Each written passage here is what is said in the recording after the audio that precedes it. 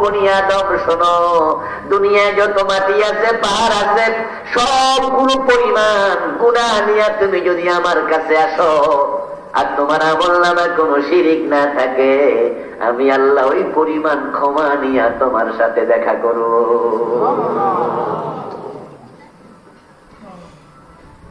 কিন্তু তোমার আমলনামায় যদি একটা শিরিক থাকে, আমি আল্লাহ দেখা করব না, ক্ষমা নাই।